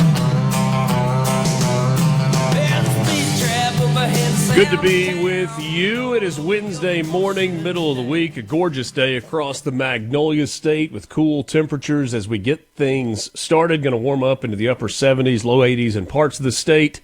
Just a spectacular late October day. Mornings with Richard Cross is presented by Community Bank. At Community Bank, we're here for every part of your financial journey. Looking to manage your personal finances? Our banking services make it simple, secure, and tailored to you. Ready to grow your business? We offer expert guidance and custom solutions to help your business thrive. Dreaming of a new home? Our mortgage specialists are here to make the process seamless, all designed with you in mind. We're more than just a bank. We're your partner in life's biggest moments. Community Bank, rooted in our community. Member FDIC, equal housing lender. I am pleased to be joined by Henry Barbour this morning, GOP strategist, longtime friend of the program, and relatively new father-in-law. I should say, first of all, congratulations. Got a wedding that's now a couple of weeks in the rearview mirror. I'm sure it was wonderful. It was great. My youngest got married in Yazoo City, married a boy that went to the University of Alabama, so we're trying to overlook that. But we're excited. We got all of them married now, so we're rolling. That is outstanding. Once all the invoices clear, you can exhale and get ready to move on with life. So congratulations to you and your daughter and the whole family. Henry, we've got special elections coming up, and we've talked about them a lot. But I feel like they are very much still flying under the radar, at least statewide. Maybe locally they are getting the attention that they deserve, but it's a little bit of an odd time, right? We're not in a presidential election year. We're not in a midterm year. These are special elections, and they are a result of some of the redistricting that has happened, some people that were in office that have moved to other offices and have therefore opened up seats. We got a bunch of seats, though, that are up for grabs in the legislature. I think 17 in total. Yeah. The big thing that happened, a federal 3-judge panel decided that the maps that the legislature drew didn't meet their criteria, and so they ordered the map to be redrawn, specifically in DeSoto County area and Hattiesburg area in the Senate, and in the Chickasaw County area in the House. And so legislature had to do that. And then on top of that, you've had John Horn elected the mayor of Jackson. And so we've got about 43 people running for mayor. I'm sorry, for John Horn's Senate seat in North Hinds County. And then we also have a special election in the Senate up around Greenwood, because David Jordan, who had served for over 30 years in the Senate, he retired. You know, David Jordan, much respected, but in his 90s, and a much deserved retirement for David He earned Jordan. retirement, no doubt. Yeah, that's right. And you got 5 or 6 people running for that race, and those 2 races where you got so many people running, you'll end up having a runoff almost guaranteed, and that'll happen in 3 weeks after the Tuesday, November 4 elections. So of these seats that are up for grab, whether we're talking about in the Senate or the House, which races are the most hotly contested? I mean, you talk about the big field in Hinds County and in some of these other spots, but in terms of really hotly contested, the outcome is very much in question. Where is your focus? I think there are 2 that stand out to me that could go either way. And Senate District 45, which is in Hattiesburg, we've got Johnny Dupree, the former mayor of Hattiesburg, and he's run for Congress, he's run for Secretary of State, he's run for governor, and of course mayor. And Johnny Dupree is being challenged, even though he's not the incumbent, it's not exactly the right way to say it, by a local prosecutor, Anna Rush. And it's an interesting contrast, because Johnny Dupree has been around forever. He's run for everything. He's lost all those races, except he did serve a long time as a mayor in Hattiesburg. But Anna Rush is a newcomer. I think she's in her mid-30s. She's an attorney, was a prosecutor. And I think that's a pretty fascinating race. You've got some national money coming into that race, and some of the other races that the Democrat National Committee, Richard, has said they're spending, a significant amount, which I think is something over $100,000, but spread out over several races. That's really not that much money. It allows them to probably, do a mail piece or 2 and some of these races, but that race down in Hattiesburg between Dupree and Anna Rush is a hotly contested race, and I think the other race that's close is State House District 22. You got Amory, Aberdeen, Clay County, Chickasaw County, Monroe County, and you got John Lancaster, who is the incumbent, and they redrew the district, and it went from and I will say Lancaster was a Democrat. He switched to the Republican Party after being elected in 2019. And that the black voting age population in that district went from about 30% black voting age population to 51%. So it made it much more likely that a Democrat could win. And so Justin Crosby's the Democrat there. John Lancaster is the incumbent. He's a Republican. And that is a, sure enough, close race that could go either way. All of these races, though, in a special election, you got really low turnout. People aren't paying attention, which is why I think it's important on SuperTalk that y'all are talking about these races, is to remind people, hey, we got a race on Tuesday, November 4,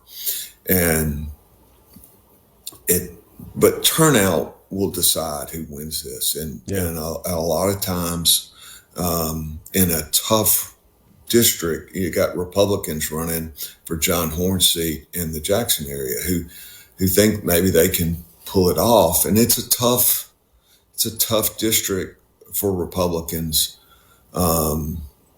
just as Senate District 45 down in Hattiesburg is a tough district. It's got 51% black voting age population.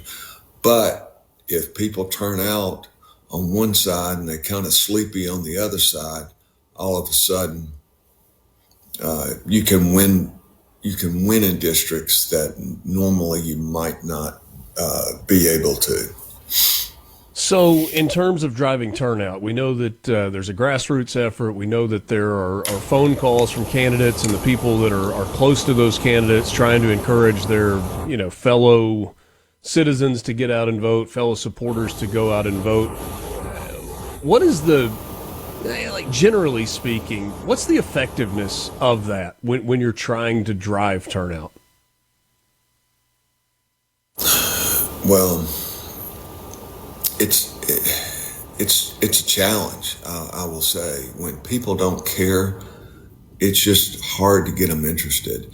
And so the first thing that a good campaign will do is you focus on those voters who vote all the time, and you make sure that they're educated, that they know that there's a candidate running and they got to turn out. And you reach them by mail, you reach them by digital, you reach them by radio, you pick up the phone and call them. The best way to reach people is person to person and with local volunteers.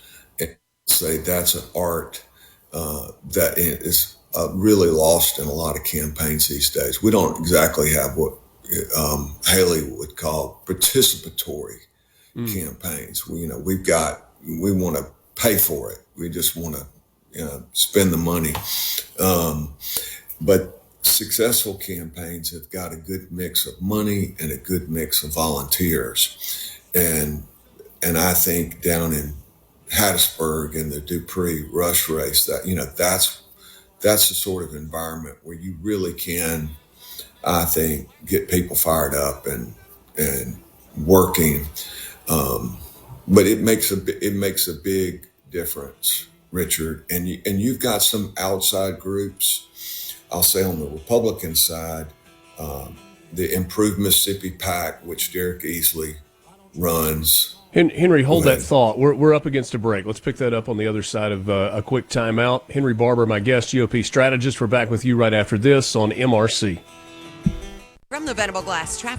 No matter where you're from, Abbeville, Batesville, DeIberville, or any other ville in the SIP, you're starting your day off right. Mornings with Richard Cross. Super Talk, Mississippi. For a while, maybe longer if I do.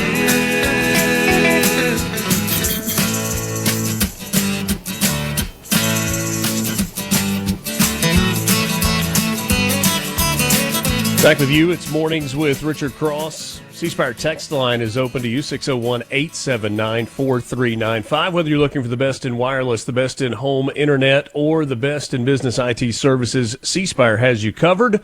Learn more online at cspire.com. C-Spire, inspired by you.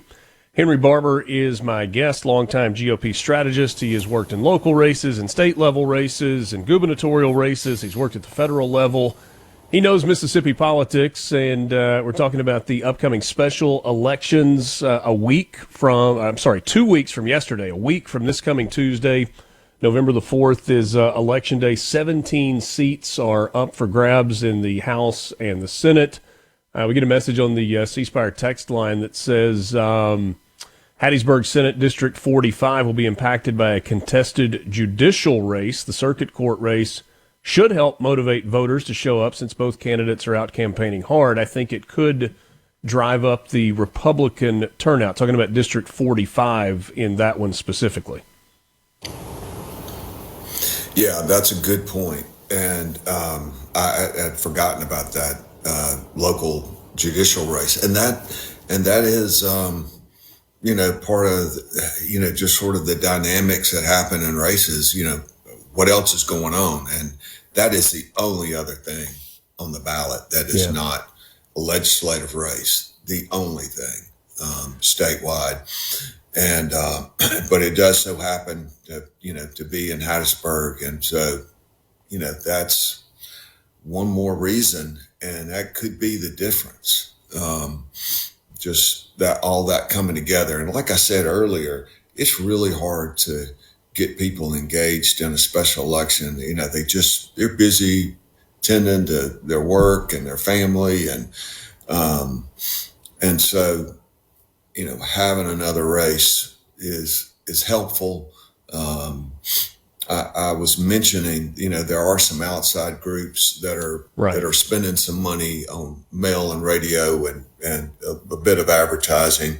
One of which is the Impact, the Improved Mississippi PAC, which Derek Easley runs. Derek runs BIPAC, but Impact is a separate group that engages in political activity. The Mississippi Realtors are also investing in some of these closer races. Tommy Duff's PAC, Tommy Duff, he's thinking about running for governor, has got his political advisor, Josh Gregory, involved in some of these races. And then I have learned that Jane Fonda's Climate PAC has endorsed Johnny Dupree in District 45. And Jane Fonda, I think most of our listeners know who Jane Fonda is, but she's pretty well on the, I'll just say, the left-wing Democrat side. And so that's interesting. And I mentioned earlier that the National Democrat Party has invested something over $100,000 with the Mississippi Democrat Party. I was going to ask you about that. So there was kind of a splash when the DNC said that they were going to be investing in some of these Mississippi races. It's not the first time that we've seen outside money. We know that in the Hugh Keating race in Gulfport, the mayor's race, there was some outside money, but that was not specific to the DNC. That was from Stacey Abrams' group and some others. The splash was, hey, this is the biggest investment from the DNC into local Mississippi elections. It's a six-figure deal, and nobody told us whether or not it was $100,000 or $999,000. You think the money is actually, because it's split across so many races, it doesn't necessarily, is it more symbolic than it is functional? I think there's a practical impact. Just as I would imagine what they're spending with the DNC is probably on par with what Impact and Duff PAC and the Realtors are spending, kind of from the center-right side. So pretty comparable, but if you have an extra $20,000, particularly in a House race, that can make a real difference as far as contacting voters and educating them through the mail, through radio ads, through telephone calls or text messages. Some of that stuff matters. What matters the most is, the candidate. What's the candidate doing? How hard is the candidate working? Or do they have an organized campaign? Are they talking about the issues, whether it be crime or education or the economy that people care about? Who's connecting? And that's where I keep thinking about District 45. I just think the Dupree Rush race is the most interesting race to me. It's a 51% black voting age population, which gives Dupree an advantage. But Dupree's got a lot of political baggage over the years, over the last 20 years. I'm not sure that Democrats are all that fired up down there about Dupree's candidacy. And so I think Anna Rush has got a very good chance of winning that race. And I certainly expect it to be very close. And that's one where if you live in Lamar County, you live in Forest County in that district, you need to vote, and you need to contact your family members. You need to talk to people at church about the importance of voting in that Senate race as well as the local circuit judge race. Visiting with Henry Barbour, GOP strategist, a veteran of many, many campaigns. He's with Capital Resources. And I would love for you, if you don't mind, just to pull your crystal ball out. We are waiting on a ruling from the Supreme Court at the federal level on this case, Louisiana versus Calais. And it could trigger redistricting, congressional redistricting, and in multiple states in the Southeast. Will Mississippi be one of those? If the Supreme Court rules in the favor of Louisiana and in effect repeals the Voting Rights Act that kind of dictates the way districts are drawn, where you have to have majority districts, will Mississippi redistrict its 4 congressional districts, and could that be the end of Benny Thompson's long and I'll just stop at long reign as a congressman for District 2? Yeah. Well, Richard, I don't think so. Really? I tend to think that it won't get redrawn, and I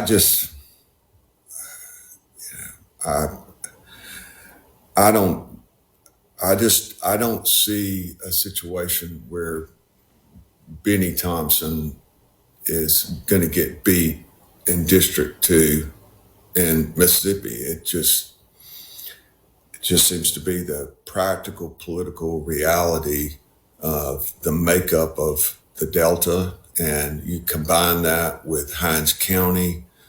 I don't think that's likely to happen. Okay. I would love to see a change there, but I don't think it's very likely. But it is interesting that this Supreme Court race, or not race, but Supreme Court decision that Louisiana is up there fighting for, and be interesting to see what comes of that. But I don't think it changes what's going on in Mississippi. We'll see if I'm right. Henry, last thing for you, and we probably don't have enough time to really dive into this. You mentioned Tommy Duff earlier. Worst kept secret in politics in the state of Mississippi that he is considering a run for governor. It's kind of an interesting case study. You're talking about somebody that has not been involved in politics at all. His only foray into it so far has been through some donations through Duff PAC. Do you think ultimately that he runs for governor? And if he does, what are his chances? I think there's a very good chance that he runs. There are a whole host of others. Andy Gibson is announced, and right, and and there are plenty of others who are positioning. But I think the odds are better than 50-50 that Tommy Duff runs, and let's just say it. Tommy Duff is a billionaire, and for him to spend $12 million in a Republican primary is a very doable thing. And I think if his campaign can talk about the issues that people care about, crime, education, economy, jobs, it'll be hard to overcome, that kind of spending, especially if they also can go out and, get a lot of volunteers involved in the campaign. We'll talk about that more next time. It'll be interesting to see how he connects. All right, now to the important stuff. Your VIP pass to hear what the most influential Mississippians are talking about. This is very important. Huge news. Mornings with Richard Cross on Super Talk, Mississippi. Have mercy on me when it comes to crossing a good golly woman. That just scares the devil right out of me.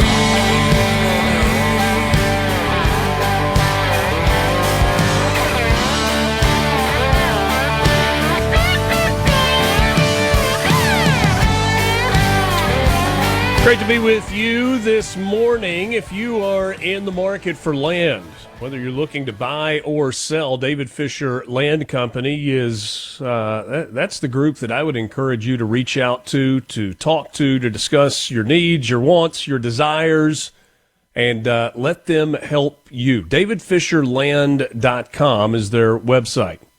David Fisher himself and Jack and Travis are all there and would love the opportunity to help you.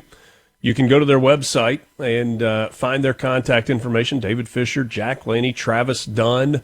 They work here in Mississippi, but they also work in Arkansas and Louisiana. And they got a couple of new listings that are on their website. And if you are looking for a hunting property, perhaps Buck Bayou is it for you. It's located in Humphreys County. 3 different properties that come together, 3 different tracts that come together to make up 365 total acres, 192 acres of that in WRE. You got 65 acres of timber and sloughs that are on there. They've got levees, food plots, pipes in place. It's well maintained. Just a great spot, not only for deer hunting and turkey hunting, but also some duck hunting opportunities on that. If you're interested in learning more about that particular property, Buck Bayou in Humphreys County, check out the website, DavidFisherLand.com. Again, that's DavidFisherLand.com. They've been in the land brokerage and financing, or at least listing and helping you with financing, the appraisal, the farmland management business for over 40 years. Their headquarters is in Inverness, but they are all over the state of Mississippi. DavidFisherLand.com. Hey, man, what's the difference in a slough and a bayou? A slough's just going to be a low spot. Okay. It fills up with water, kind of swampy looking. Yeah, it could fill up with water. It could be just low and difficult to cross. Bayou, a little more permanent backwaters. Yeah, bayou's a little more permanent backwater, right, generally speaking. But, yeah, sloughs are fun. If you don't know what's, if it's soft, it looks like it's not. Boy, I've got hung up in some sloughs before now. You know better than to try to cross a bayou, but those sloughs, it's kind of like quicksand in the Delta. You just never know. And if you're from Mississippi and you come across that word, Slough, you know it's a slough. That's right. Even though it might look like a slough or a slog or... Yeah, I love that. We have a bunch of sloughs. We got Baldwin Slough and Deep Slough and all these other sloughs up there. We get a message that says it's a slough in Mississippi and a bayou in Louisiana. Yeah, maybe. And then you got breaks. Breaks are also, you got like a break in the woods where water fills up in there. It's not a bayou. It's not a slough. It's a break. There you go. I always hate when we run up against the break, and it's what happened there at the end. We were able to kind of wrap things up with Henry Barbour, but some interesting thoughts on a potential Tommy Duff campaign for governor. Said he thinks better than a 50-50 chance that Duff runs.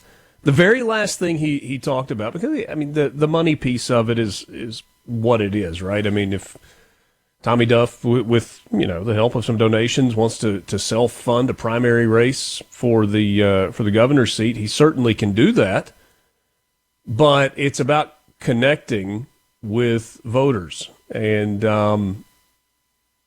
that's the challenge, right? I mean, he does not have statewide name ID as a politician. I think that name ID is pretty strong as a business leader, a successful business owner, somebody that has grown business. But that is that is very fascinating. I mean, he mentioned Andy Gibson. Henry mentioned Andy Gibson, who has already proclaimed that he is running for governor and has talked very openly about that. There is an expectation that the lieutenant governor is going to, there's a possibility that the lieutenant governor is going to run. There is an expectation by many that the attorney general is going to run. And then there's some other names that are floating around out there. And we're going to be, I don't know, I would think pretty into next year. First, second quarter of next year, maybe even a little bit later, before that Republican field for the primary completely takes shape. But I will tell you, if you are a fan of political theater, the Republican primary for governor is going to be spectacular. It's going to be spectacular. Thomas in Greenwood says, I'm saving my vote for Comrade Cross. Yes. Thomas, I got bad news for you. Wifey says no. I value my marriage more than I value any potential political run. And I am content to talk about these races and dig deep into them. It's going to be something. I mean, it really is. And we're still a couple of years away. Tate Reeves got a lot of work left to do, and he is quick to tell you that as well. Jared jumps in, and he says MW for lieutenant governor. That's Michael Watson. There is an expectation there that Michael Watson will run for lieutenant governor, currently the Secretary of State. Will that be unopposed? I seriously doubt it. Seriously doubt that. And to me, that's one of the fascinating things that we're going to watch over the next year is who else falls into that lieutenant governor's race.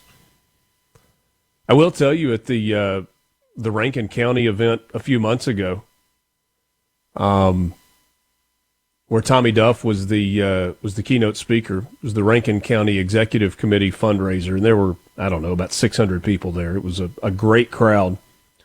And Tommy Duff was the featured speaker, and the person that introduced him to that crowd was Michael Watson.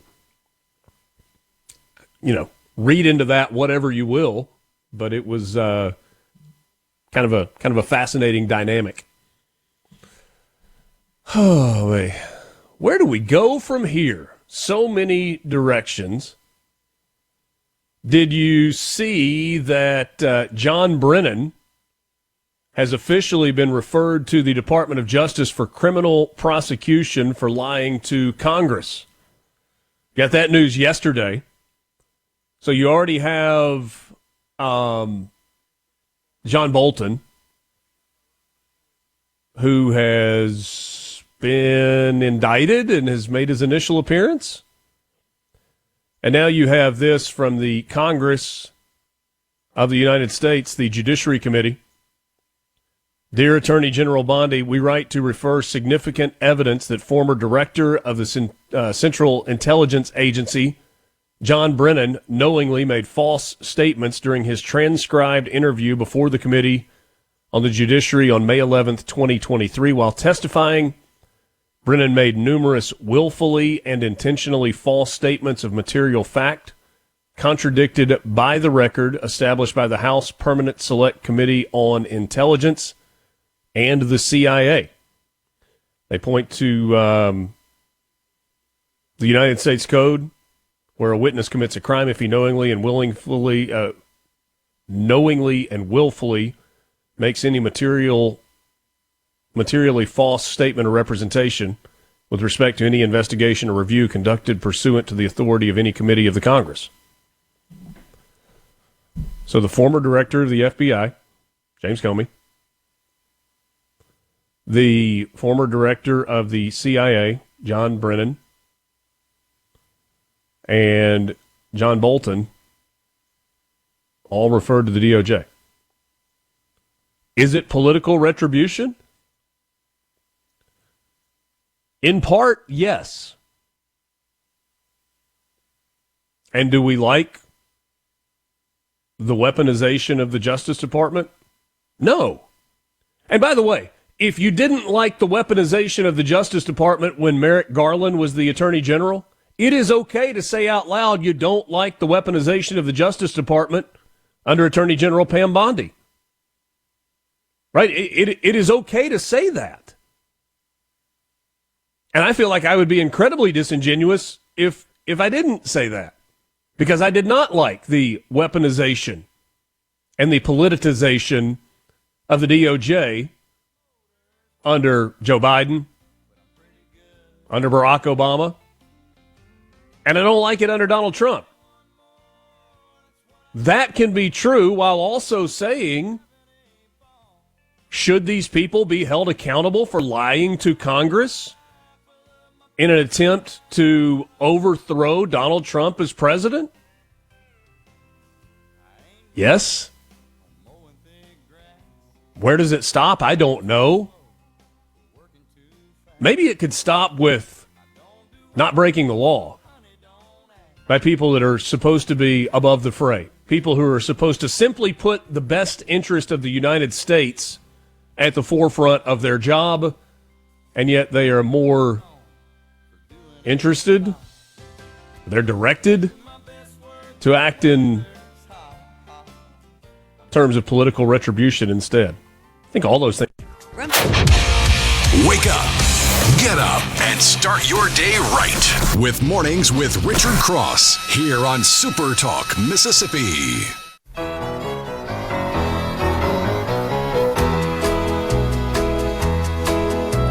Whenever I chance to meet some old friends on the street, they wonder, how does a man get to be this way? I've always got a smiling face, anytime and any place. And every time they ask me why, I just smile and say, you've got to kiss an angel good morning. Yeah, that's a good way to wrap it up on a country music Wednesday. What's tomorrow's theme on the music? Do we have just not really nothing but bangers? Probably. Yeah, I mean, just whatever comes to mind tomorrow. Maybe some theme songs and mixed in with whatever. There obviously the Charlie Brown Pumpkin song will be on there. Yeah, we're getting probably close. Lead off with that. You never know who is tuning in, and I'm fascinated sometimes by the makeup of our audience, and I appreciate the messages this morning on the C Spire text line. The number is 601-879-4395. We got this message this morning. So I'm a Midwest reporter in your area listening to the broadcast via stream, waiting for my connecting flight. It always surprises us, the echo chamber that some folks live in, but it fascinates how much smaller that echo chamber here is here in the South. Cross, ? That's me. You seem to have a little bit wider ears. I think that's metaphorical. I don't think he or she is actually talking about the size of my ears. It says, seem to have a little wider ears, and you give me hope, but Israel is not what your state reps think it is. I will definitely bring your program up in this democracy and culture symposium we are having today.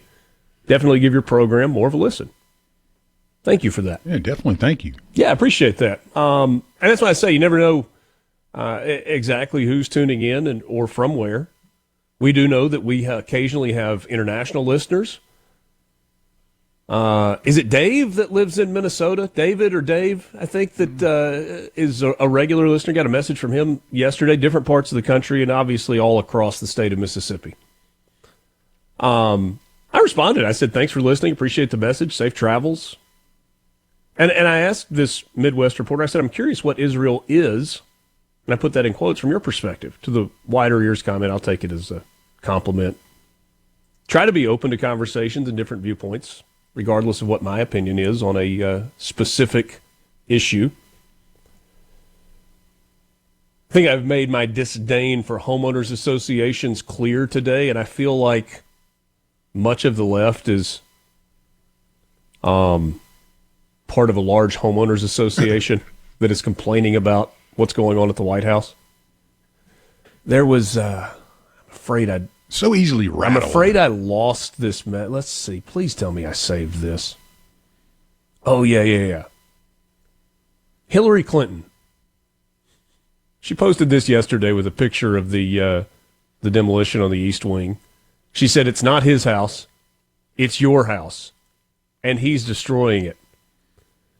Representative Eric Burleson, who represents Missouri's 7th District, responded with a screenshot from an ABC News story. He said, there's literally a Clinton scandal for every tweet she sends. And the part that he clipped says, after they were criticized for taking $190,000 worth of china, flatware, rugs, televisions, sofas, and other gifts with them when they left, the Clintons announced last week that they would pay for $86,000 worth of gifts, or nearly half the amount. Well, it was also that is not their flatware and their china and their rugs and their television. Those are yours. Yeah, well, and they're going to give you half price for it, So the other thing was there was many reports during President Clinton's tenure in the White House that it basically destroyed the place, though. So all the parties and I just remember I worked up there during that time, and it was definitely not a place of dignity and that you would hope. But again, that's revisionist history, maybe. But I think I remember that pretty accurately. Yeah. It's funny listening to her talk about the White House being destroyed, and as they stole flatware and basically destroyed it while they were there. I'd love to go through the China room at some point. And that's not like Donald Trump saying China. I'm talking about the flatware, the plates. So many different China collections within the White House.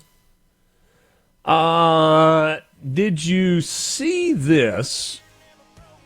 We don't have time to play it. We waxed poetic for too long. So you had the judge in D.C. that refused to prosecute Big Ball's attackers. And Jeanine Pirro, United States Attorney there in the District of Columbia, announced that she will be bringing federal charges against Lawrence Powell along with Anthony Taylor. They are now charged with assault, federal crimes for them. Thanks for spending part of your morning with us, wherever you're listening, however you're listening, and wherever you call home. We welcome you to Mornings with Richard Cross on SuperTalk Mississippi. Back at it tomorrow morning, just a few minutes after 6 o'clock. For Lance Talbert, I'm Richard Cross. This is MRC on SuperTalk Mississippi. A SuperTalk Mississippi media production.